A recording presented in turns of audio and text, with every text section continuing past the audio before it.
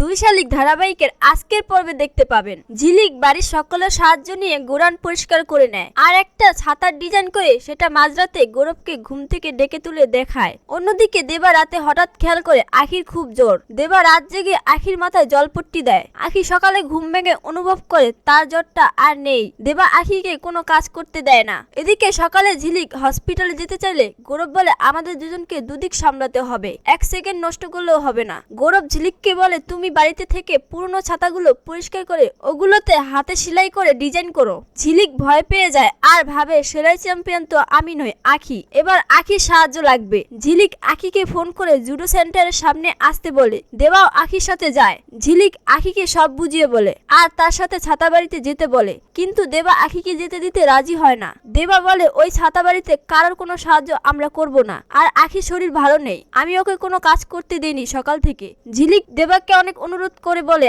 আখি না গেলে আমার সংসারটা ভেঙে যাবে, পিয়ারকে বুঝতে পেরে যাবে আমি ঝিলিক, আর আখির পরিচয়টাও জেনে যাবে, তাতে আখির বিপদও বাড়বে। আখি দেবাকে বলে এখন আমি ঠিক আছি, কোনো অসুবিধা হবে না আমার। এই ছিল আজকের আপডেট। পরবর্তী আপডেট পেতে আমাদের চ্যানেলটি সাবস্ক্রাইব করে পাশেই থাকুন।